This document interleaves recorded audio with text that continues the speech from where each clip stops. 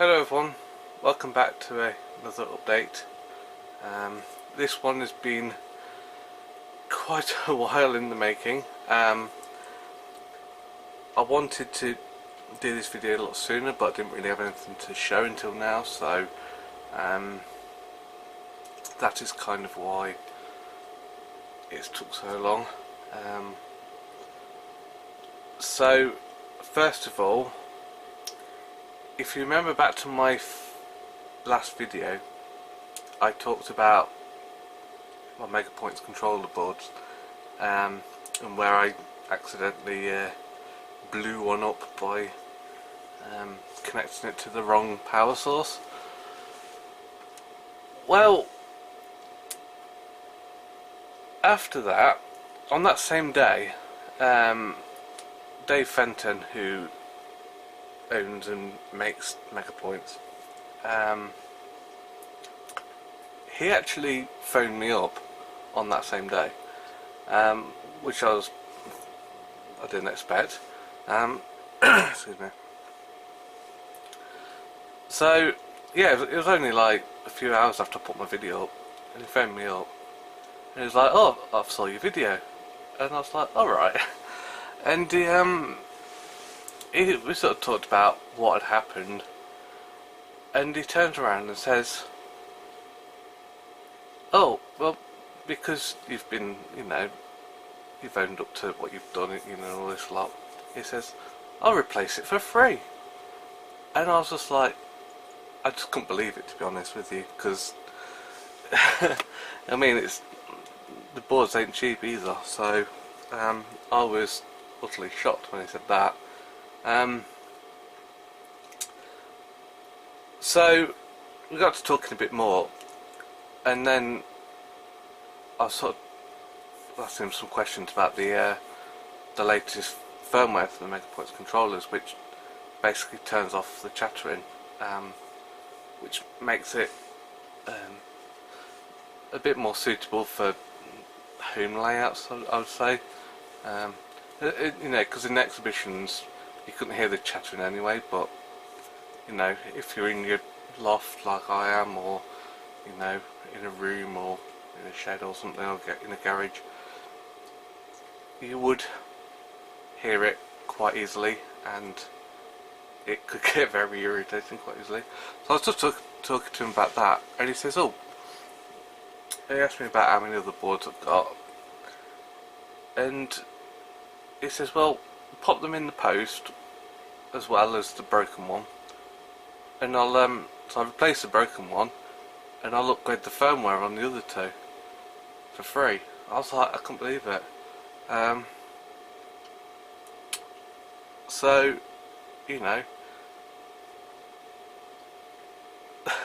from a really bad situation came something really positive, and yeah, so I couldn't really believe that happened. So a really big thank you to Dave for that, and that's why I wanted to get this video out a lot sooner, because of that. But like I said, I didn't really have anything to show until now. So, but credit where credit's due, brilliant customer service, couldn't fault them. That's the website. Feel free to go have a look. It's a good system, to be honest. I really like it, and with this new firmware update, it's made it amazing. And if you're sort of wondering, well, does it really turn off all the chattering? Well, everything is on right now, and it's not chattered once. So yeah, it's beautiful. And to prove that, I shall zoom out now, and you'll see all the stuff that I've been doing. So as you can see up top, the wiring is a lot tidier. The light's just set temporarily, don't worry about that. The wiring's a lot tidier. Took it through a few of the struts a few times. We soldered some of the wires on. Some of them still have connector blocks on them, just because of convenience really. But yeah, so there's a lot less wiring up there, and it's neater and tidier, and there's a colour coded system now, which should prevent last month's accident from happening again. Because I've got obviously red and black for you to the track bus, positive and negative. I've got blue, which you probably can't see on there, but blue is for the detection blocks, which come to there.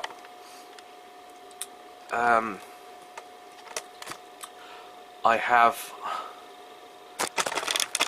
zoom in on these, grey and pink for the DCC accessory bus, and then orange and white for the DC accessory, DC sort of stuff. So there should be no more accidental connecting DC to DCC. So that's a positive sign. As you can see, threaded a lot of the wires through trunking to keep it neat and tidy. So what we have here is the DCC module, the relay control module, which controls all these relays when we change a servo, and that's the actual servo controller board. So they'll link together, and then the centre one sort of links to these three here. These here are I forgot the actual name for them, but they keep the polarity from whatever you put in at the bottom. So as you can see, we've sort of got like positive and negative coming in at the bottom, and then you got one side for each, and it sort of threads into each one. So, and then obviously green for the common wires, which are all colour coded and numbered up to the wazoo, so we can't actually, if there's a fault, it should be a bit easy to find it, and if you look underneath, you'll see that they're all numbered up, not only on the servo connector cables, but also on where the frogs join in. So yeah, it's been quite took quite a while, but we wanted to make sure I got it all done properly, and now it is done properly. You'll probably see here as I change a few points, you'll see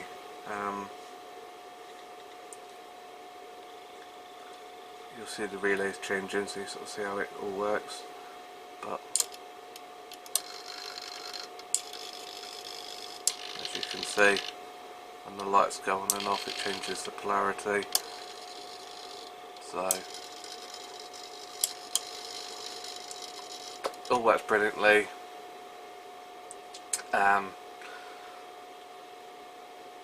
Everything's labelled up, everything's colour coded, like I say, can't go wrong. So I'll just show you a little bit of my old test loco running, just so I can prove it's all working. It might stall a few times, the track's a bit dirty, but but you should see it running. So back in a minute. Right, so as you can see, got the old laptop here, running my controller stuff on there. I mean, you need to sort of have, the one thing with the digital guys, the R5000, you do need the computer on and running for it to work, but that's a minor because I'm going to computer control anyway, so it don't matter. But hopefully you should see it all panning up. Going for a bit of a run.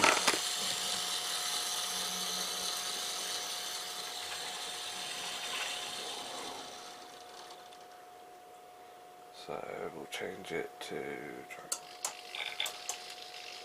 the points changing. Once they've changed, the ticking stops.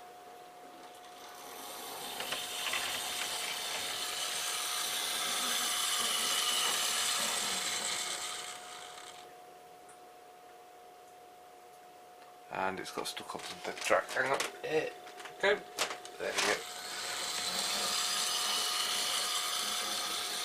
It's only one of these cheapo Hornby locos that come with the train set. It doesn't run very well, as you can clearly see, but it does the job for testing. Oh, it's run into my my lid holder opener. Okay, good. See if we can go back. There we go.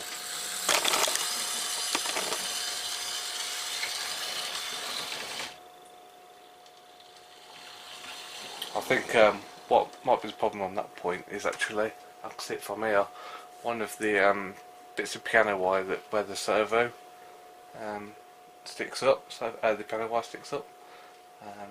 I think that's just sticking a bit too much. I need to trim that down, so that's my next job now. But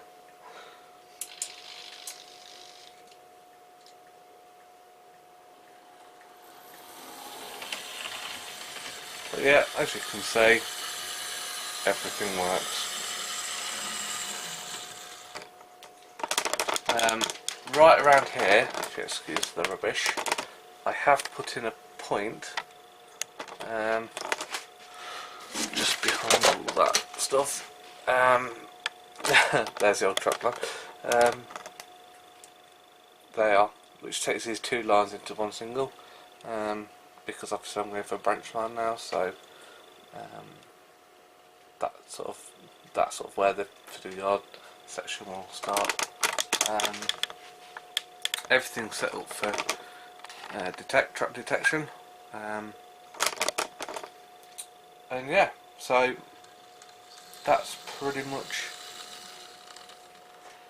everything there. I don't think I've got that much to show. I have updated the DCC controller with a bit of base firmware, which had some interesting features. I'll do that in another video because I'm still testing it out, but so far it looks really promising. And actually saves me about, well, price wise compared to the two systems that I was looking at, it actually saves me about 150 quid, so can't fault it, can't fault for that. But yeah, everything's wired up, everything's running. Obviously, like I say, as you could see a few moments ago, a couple of little tweaks that might need to be worked out, but I'm happy that it's finally done, which means now I can get back to concentrating on the scenic side yet again. I have put in an order for some track and some chairs. Chairs as in the little bits on the track where see the big finger, these here that hold the sleepers, hold the rail to the sleepers. Although most of you probably know that anyway, but just thought I'd point that one out. So yeah, I placed an order. Don't know how to turn up because the place I ordered stuff from, which is a C&L farm scale, it's changed to more of a cottage industry now. So yeah, it could take a while, but I'm in no rush because I've got plenty of other things I can be getting on with, including cleaning up the loft a little bit. Yeah, I've got wires sticking out from the track, which is blatantly obvious, but again, I'm not bothered. I'm not scenic in this side. It was just, and it's the problem with this side is, as you can see, you've got a water tank just there, and you've got this little narrow gateway there, and it's such a pain in the arse to work in, so that's why I always sort of said that this side was going to be the Fiddleyard side, and then the other three sides will be for the actual scenic model railway. So that's it for this time, and hopefully I should get another video up in a couple of weeks on my digital controller, and hopefully a few other little bits, because I'm really eager to get going on with this now, especially as it's winter. It's a perfect time to be up here. So thanks for watching, and catch you next time. Bye for now.